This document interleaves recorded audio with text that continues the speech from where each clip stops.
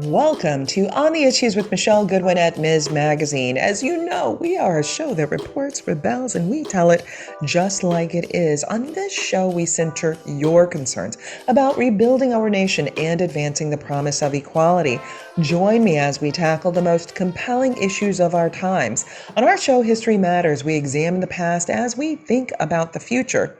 And that's certainly relevant for this episode as we recognize and celebrate the 50th year anniversary of a music genre that has taken the world by storm, and that is hip hop or rap music. And for the rap aficionados, for those who are anthropologists of music, yes, you will be correct that the origins of hip hop date back centuries to African music and indigenous beats.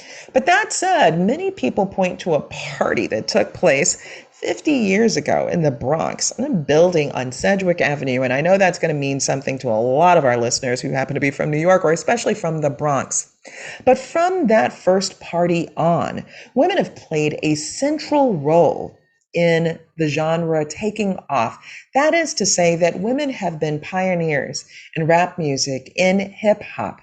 Now, that said, women have also experienced marginalization in the industry as a whole, not just in rap and hip hop, but certainly within this space. And there have been allegations of sexual assault and sexual abuse, misogyny, and at the same time, liberation, particularly with women using their own voices. So how do we unpack all of this and do it with an appreciation for the genre and yet also deep respect for women and people who want to lift women up who are part of the industry? And so in this episode, we are looking to bridge many gaps and to talk through these nuanced issues. And so I'm so pleased to be joined by two very special guests as we think about and celebrate and recognize the 50th year birthday of hip hop and rap music as we grapple with questions such as the following brought to us by one of our listeners. Women love hip hop, but has hip hop always loved women back? In this episode, I'm joined by Drew Dixon. Drew is featured, in fact, the focus of HBO's 2020 documentary On the Record, which explores the allegations of sexual harassment and abuse in the hip hop industry, specifically targeted at hip hop mogul Russell Simmons. Drew is a music producer, television producer, writer, and activist. She formerly worked as vice president of A&R at Arista Records. Amongst those that she's worked with include Whitney Houston, Aretha Franklin, Mary J. Blige, and many others. I'm also joined by one of our stalwarts at Ms. Magazine. That is Janell Hobson.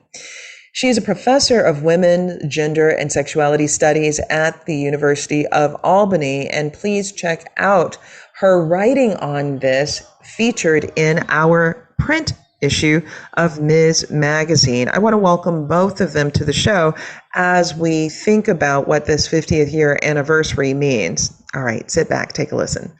It's such a pleasure to be on with both of you, especially as we think about the history of music, specifically the history of hip hop, rap music.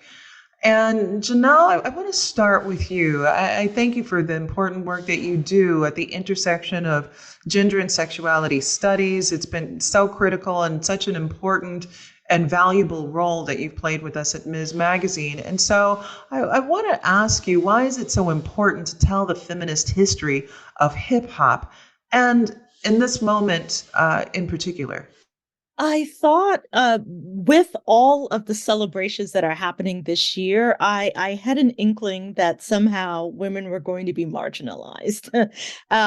Fortunately, I did see that we were included in some of the important tributes. So with the Grammy Award, they did that special tribute at the Grammy Awards earlier this year, and they included Salt and Pepper. They included Queen Latifah, Missy Elliott, the big ones who had a tremendous impact on the genre, but there were other women who were missing, and that tends to be the case.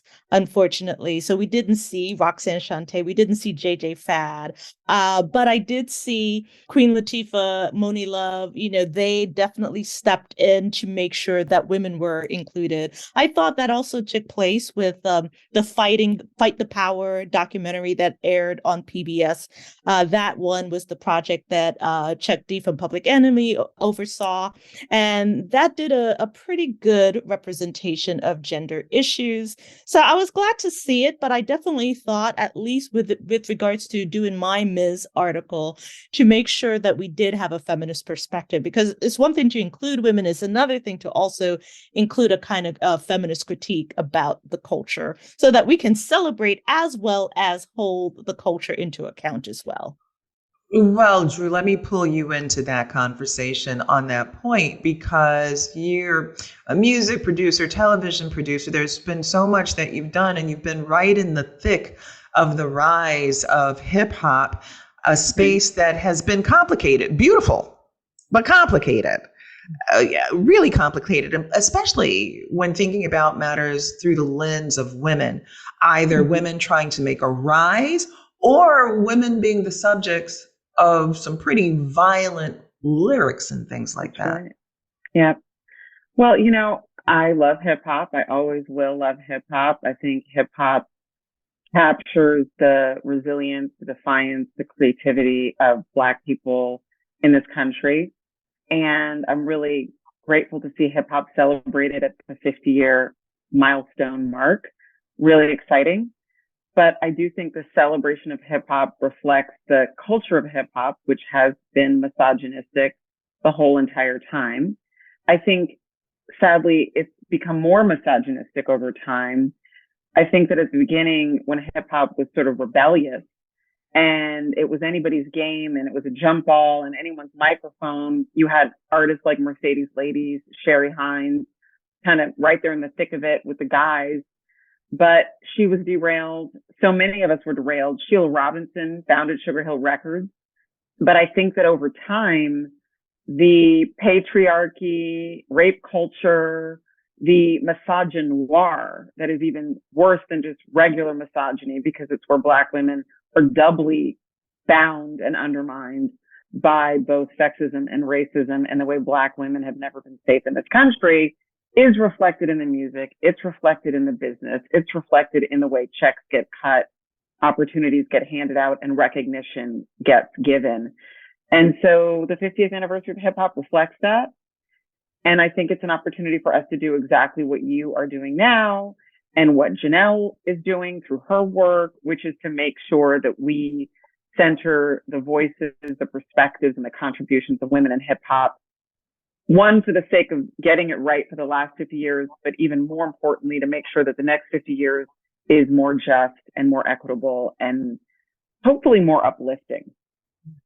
So, Drew, I want to follow up with you on that. So, what do you attribute to what have been some of these internal hurdles within the space of hip hop for women? Well, hip hop is part of American culture, and America was an apartheid state long before it was a democracy. America is racist at its core, legally, socially, economically, in every possible way. That's baked into the American cake or the American pie, whatever you want to call it. And hip hop reflects that.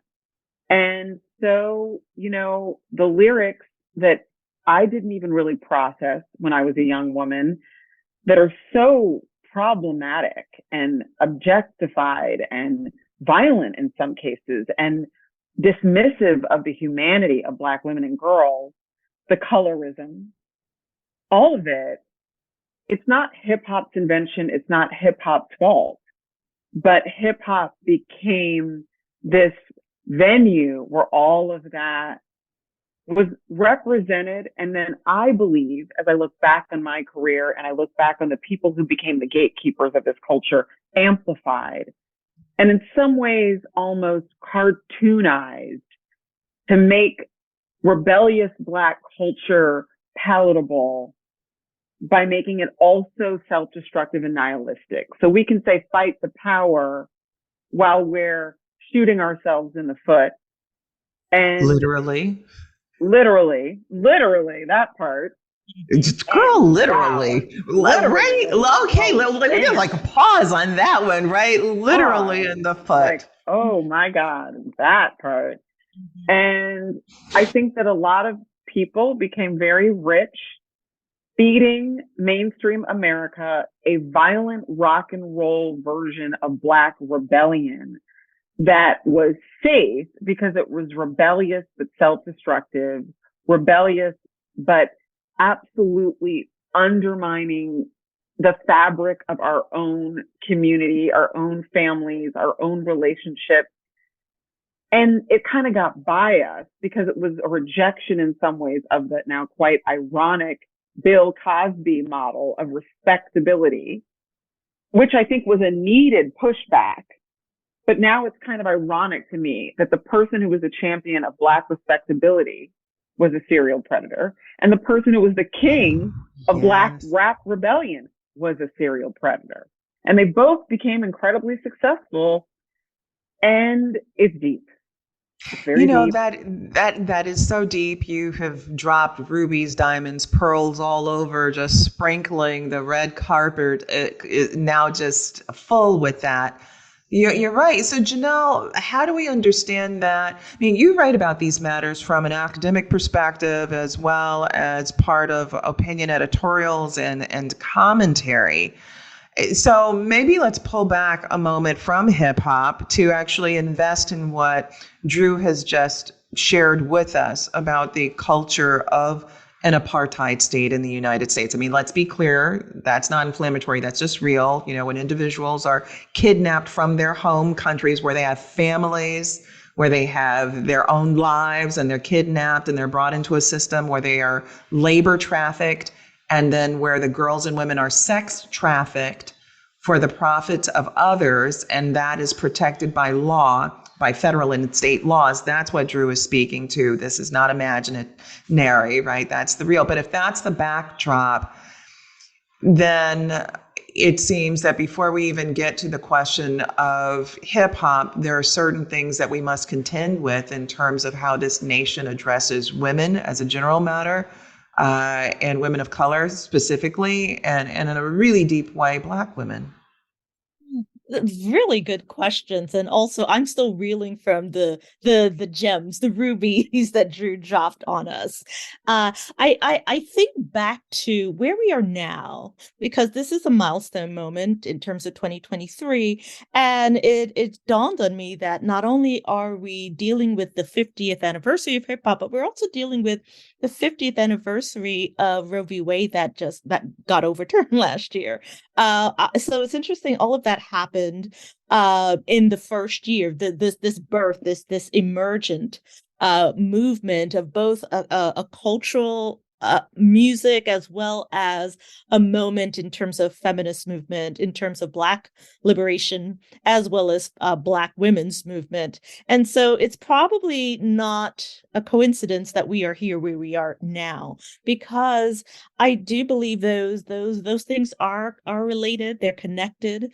This idea that we can move forward, but not really move forward in terms of women's rights, the erosion of our reproductive rights, our reproductive justice, and how might that be linked to what was going on in hip hop? I mean, hip hop was a response to so many of the failures of the state back in the day, both in terms of a kind of post civil rights moment of not being able to achieve racial equality, still pushing and pushing for feminist and gender liberation. And here we are in this moment where we're still contending with that. So it's not a surprise to me that hip hop would be a mirror so much, reflecting on many of these particular critical issues around race, class, and gender, and yet at the same time, not necessarily using a mirror to correct, but to also exacerbate. And that also happens. I think there are moments when you have hip hop being used as a kind of political resistance, but oftentimes I think there is more political assimilation. We definitely see that with the rise of the billionaire class. I think it's it says something that this particular genre of Black music is the particular genre that enabled our first set of multimillionaires and billionaires, whereas in the other genres, jazz You and know, that blues, is fascinating, they've right? been, struggling.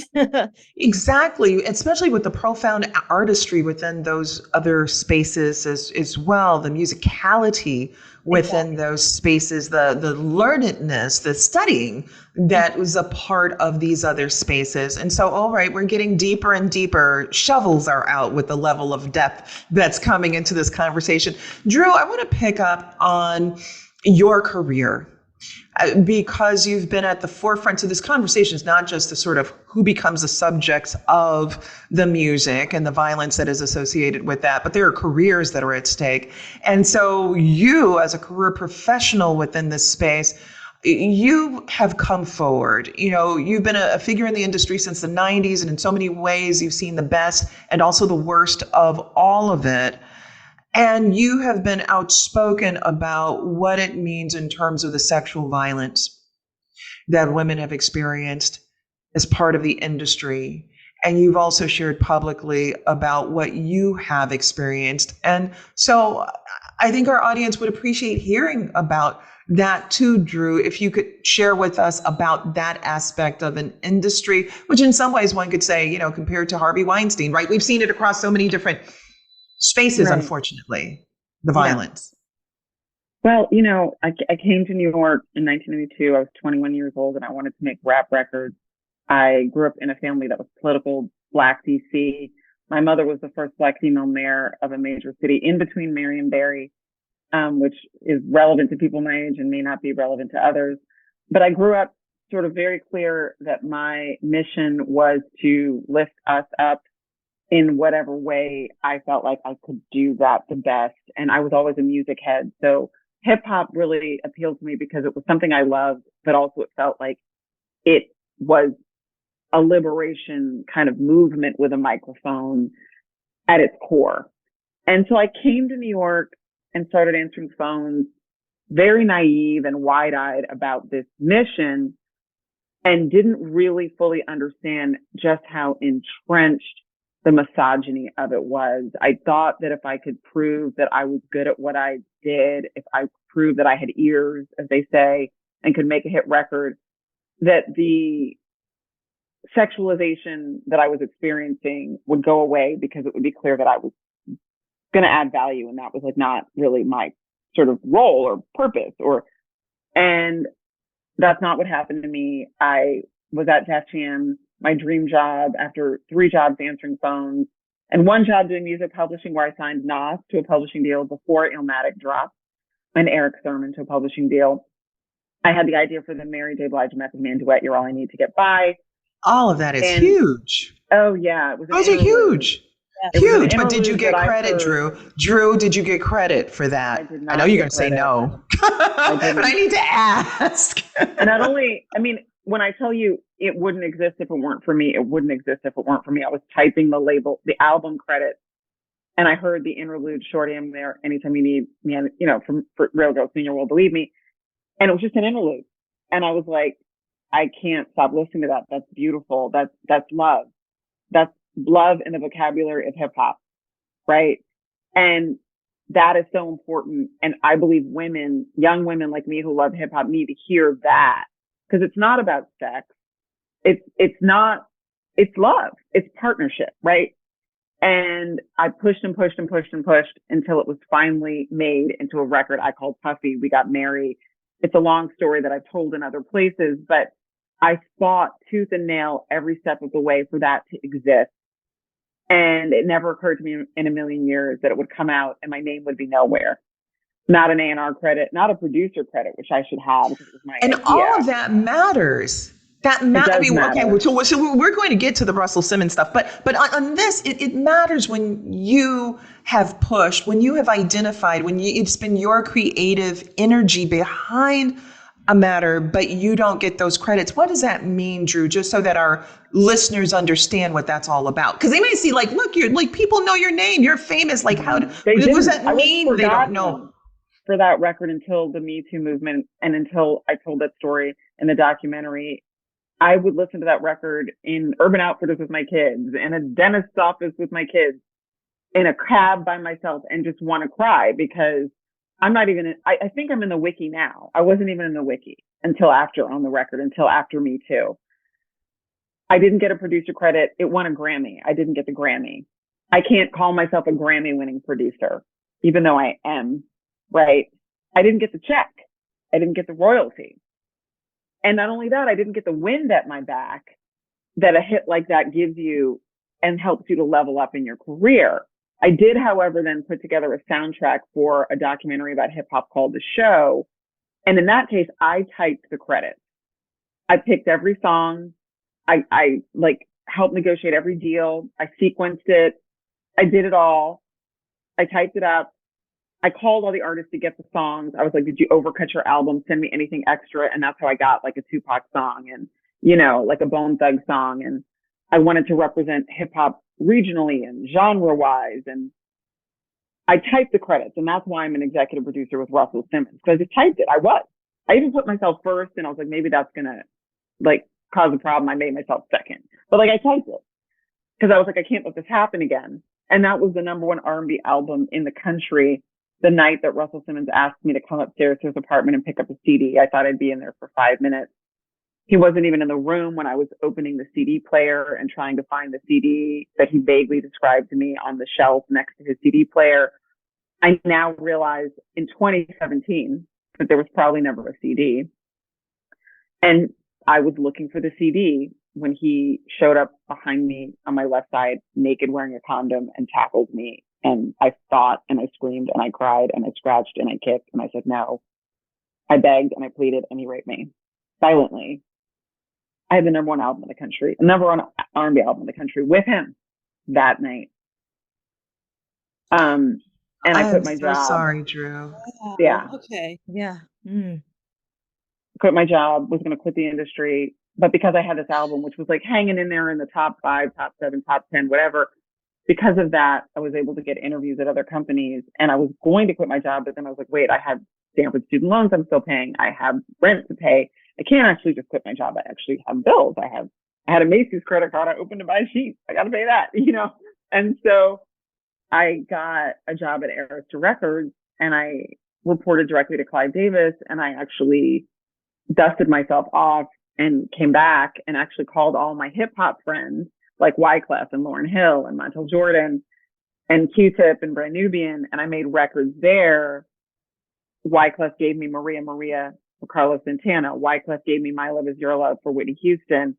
Lauryn Hill gave me A Rose Is Still a Rose for Aretha Franklin. Montel Jordan gave me Nobody's Supposed to Be Here for Deborah Cox. So I kind of took my Arista lane and called my hip hop friends, and we made hits in the building on major stars. So Drew, if I can, one, I want to acknowledge what we've just heard and the pain of that. On this show, women have told their stories in ways that sometimes have just surprised me, things that I didn't even know, and we have very good research and whatnot. And you've just shared a profound story, one that our listeners can relate to, one that other people who've been guests on our show can relate to. And what you've also shown and demonstrated in so many ways is just this way in which we sort of forced resilience, or this resilience that happens. Like you tell this story about a great high and then a tragic, horrific, violent low. Yeah. And then you tell that story that sounds like our grandmother's like, girl, why are you leaving? You shouldn't be leaving. You didn't do anything wrong. Like that's the story that we hear. And then the sort of taking of what are some acidic stuff and making lemon meringues, lemon pies, lemonade, lemon juice, lemon jams, all of that. I think you did all of that, Drew, in just like the 3-4 minutes that you just shared with us. Wow. Well, I am, like all of us, I am the descendant of enslaved people. And so what do we do? I mean, what are you going to do? You got to keep going. And I'm going to keep going. I'm going to keep going to the light. And I'm going to keep, what breaks my heart as I look back at 50 years of hip hop is that I was ultimately pushed out of the industry by the person I worked for at Arista after Clive Davis. And I tried to sign Kanye. I tried to sign John Legend. I was not able to. What happened?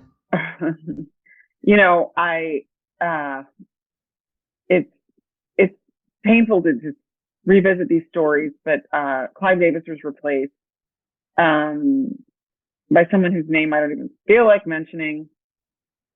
And I tried to sign Kanye West and John Legend, and I was not interested in the kind of relationship that he wanted to have with me.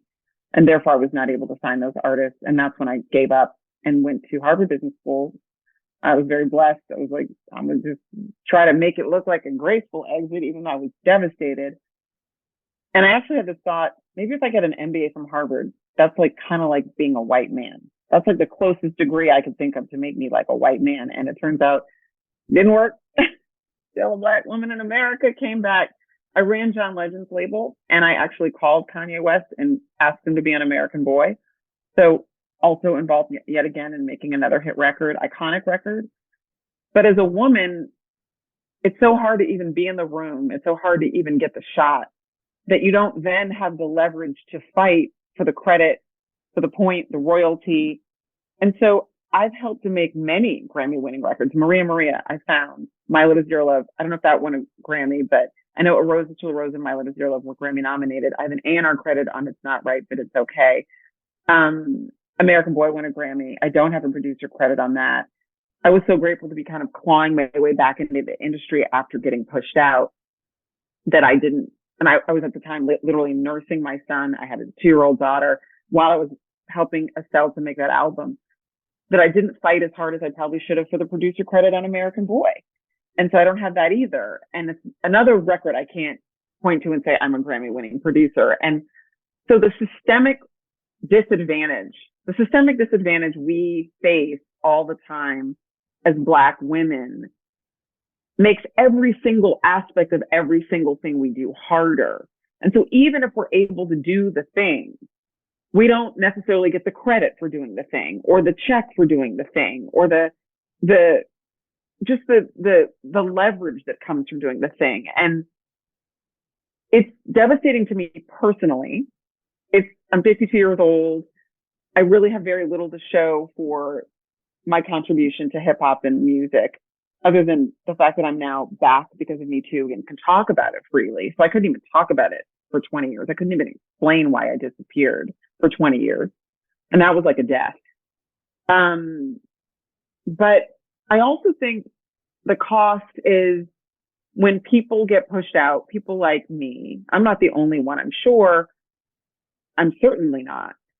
But when you push out women, and you push out the women who don't want to, or not even who don't want to, who aren't coerced into accommodating your misogynist, objectified, sexualized position for them, you're pushing out a voice at the table that makes a rose is still a rose. Oh, sure. And it makes the duet with Mary Meth. You're pushing out that light that's trying to hold space for Black women and Black people to be represented with love. Drew, I mean, and dignity. Part, Drew, but it is also, you're pushing out success. I mean, we've seen this. I mean, you've been at Harvard Business School, so that you know all of the studies tell us, right? Overwhelmingly, the empirical evidence is from numerous studies that the more female diverse that a corporation is, they maximize, they make more profit, their goods are better, they ship more, like all of that, right? You know, do women bring creativity to the space that helps to maximize in all of the business ways for companies around the world? Janell, I want to turn to you because this says so much. The flavor of this conversation says a lot, and it raises questions where people say, well, if it's so bad, why do women stay? And of course, then when women take a stand and say, okay, I'm not going to stay for this, then folks say, well, women should just be stronger. Clearly, they just can't keep up with the boys. What's the response to that for folks who are struggling through this, see career paths that they'd love to stay on, but are experiencing exactly what Drew has gone through? Yes, such an important question, and I'm so glad that Drew, that you're here to share your story for this podcast because it's integral to why I wanted to do my article for Ms. in the first place. So, in turning 50, I was very strategic in opening up with a quote from Dee Barnes, who is another Black woman in hip hop who almost got Yeah. erased, but she pushed back just like Drew's pushing back, so that we can remember their place, their space in the culture. And she reminded me in our interview that were it not for DJ Kool Herc's sister Cindy Campbell, who hosted a party, we wouldn't have had this moment for hip hop to even be invented. So we as women have always been there. We've always provided the space. We've provided the kind of communal safe spaces for our partying, for our cultures, and yet we always get dismissed or marginalized. We kind of like pushed out, but we're the ones who are making sure that we have the love, we have the communal love, we have the space for that. It is so important, I think, in bringing feminist history into hip hop because it's so easy to just focus on the kind of masculine bravado that is, the kind of posturing that defines the genre, whereas there are so many other elements to various artists who contribute to creating this culture, which started as underground and now it's global. And so we're dealing with that. And just hearing the kind of experiences, how Drew Dixon, who's you are a genius, obviously, and we are blessed with your genius in being able to make space for the kind of records that came out through Def Jam and Arista with the examples that you cited. And unfortunately, you got pushed out for the most misogynistic of reasons in terms of rape culture. And we need to be able to break the silence about it. It's interesting to me that even though we've had this Me Too moment with Hollywood and Harvey Weinstein and even Bill Cosby and R. Kelly, I don't think we've even scratched the surface in terms of hip hop. The documentary On the Record just gets to talking about the issues with Russell Simmons, but we haven't delved further. And I think the more we are able to amplify the voices of those who've been marginalized in the community, we will start to get those stories as long as we're willing to listen. And that's why it was important to me to write this piece for Ms. and to actually to center women in this particular 50th anniversary celebration. To me, it's a celebration as well as a critique with love. This is what Trisha Rose, one of our hip hop studies pioneers, said in her interview with me, which is we have to come with the critical love to be able to do affirmative and transformative love, that we are going to hold the culture accountable, even when we love hip hop and celebrate it and dance to it and whatnot, and still have to call out the misogynoir. We still have to call out the violence. We still have to show up for, women like Megan Thee Stallion, when she gets shot in the foot, right? We and to call it out, to always to do that work and to be able to provide a microphone and to not get discouraged when there are enough people in the communities like, don't air dirty laundry. It's like, We're so far beyond, right? We need to be yeah, far beyond that. I mean, it's certainly we can see that the people who suffer when we hear don't air our dirty laundry always happen to be women and girls, yes, right? Don't tell when you were sexually or physically abused. Don't tell when you've been shamed, don't tell when you've been threatened. All of those things. And it is a time for liberation. And so we are 5 years out from the most recent iteration of Me Too. Tarana Burke had named that years before, but Right. it got some momentum 5 years ago. And so I'm wondering, as we look forward, as we begin to wrap up the show, and really, I could have multiple shows with the two of you, truly. What does the future of feminist hip hop look like, or women in hip hop? What would you say, Drew? Well, I hope that the innovation that has always defined hip hop and has always defined Black music, period, can be applied to thinking outside the box about how we want to handle gender violence, and examining our own culpability and emulating the worst of mainstream culture. I think what's so problematic is that hip hop sort of reflects the mainstream society, and it sort of came of age, started in the 70s, but really boomed in the 80s, the greed is good era. And unfortunately, a lot of the impulses were to copy the sort of materialism and the sexism of the mainstream culture without examining it. And I think that if we can season our food and we can clap on the 2 and the 4, we can also decide that we don't have to be the same way the mainstream culture is when it comes to casting couches and rape culture and making excuses for sexual predators. I don't care about Harvey Weinstein and this one and that one and the third one. We are already too vulnerable in this society to emulate that.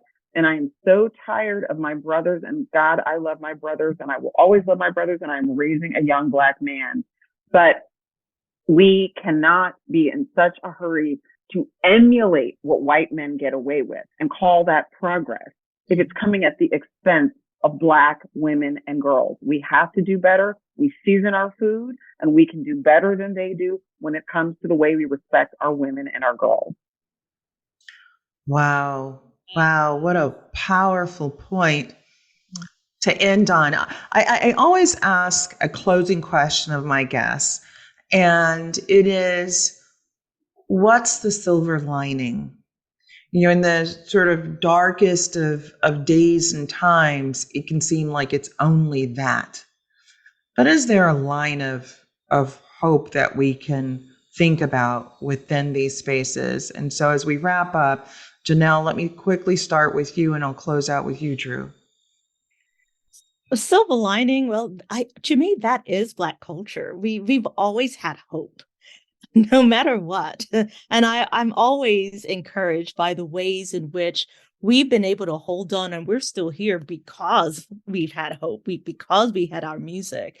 So I'm always going to be hopeful that there will always be innovations in Black music. I don't know that we're necessarily hearing it now, and there are a lot of threats, not just in terms of the perpetuation of misogynoir, but also in terms of AI and what that might do in terms of altering just Black autonomy in general.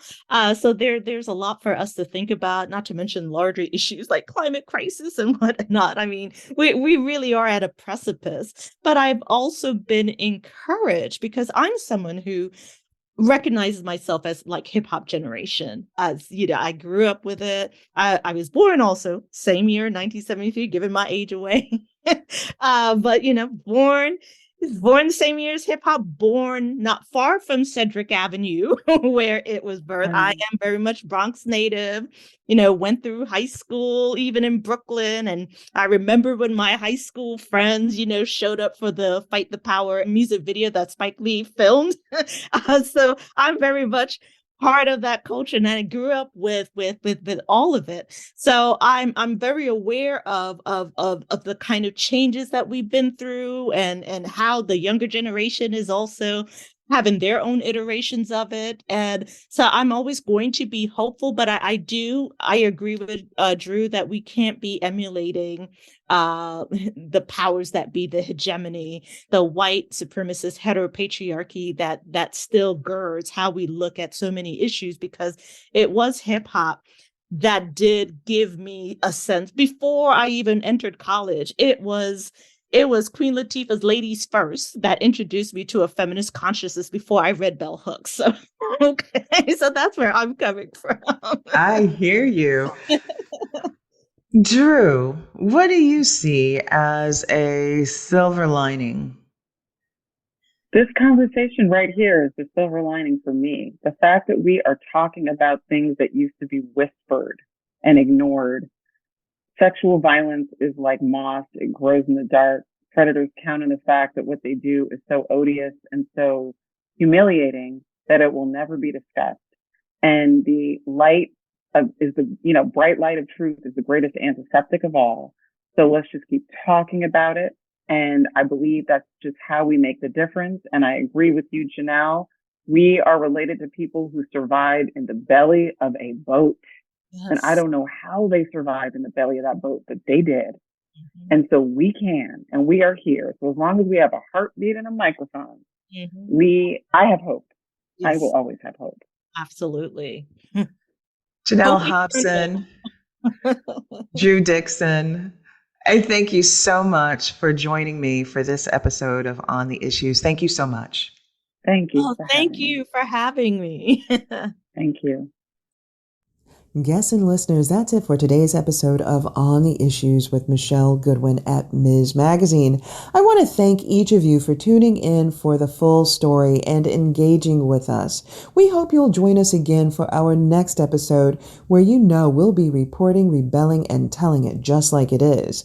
For more information about what we discussed today, head to MsMagazine.com and be sure to subscribe. And if you believe, as we do, that women's voices matter, that equality for all persons cannot be delayed, and that rebuilding America and being unbought and unbossed and reclaiming our time are important, then be sure to rate, review, and subscribe to On the Issues with Michele Goodwin at Ms. Magazine in Apple Podcasts, Spotify, iHeartRadio, Google Podcasts, Stitcher, wherever it is that you receive your podcast. We are ad-free and reader-supported. Help us reach new listeners by bringing this hard-hitting content in which you've come to expect and rely upon by subscribing. Let us know what you think about our show, and please support independent feminist media. Look for us at MsMagazine.com for new content and special episode updates. And if you want to reach us, please do so. Email us at ontheissues@MsMagazine.com. We do read our mail. This has been your host, Michele Goodwin, reporting, rebelling, and telling it just like it is. On the Issues with Michele Goodwin is a Ms. Magazine joint production. Michele Goodwin and Kathy Spiller are our executive producers.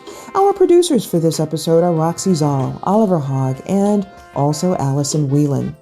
Our social media content producer is Sophia Panagrahi. The creative vision behind our work includes art and design by Brandy Phipps, editing by Will Alvarez and Natalie Holland, and music by Chris J. Lee.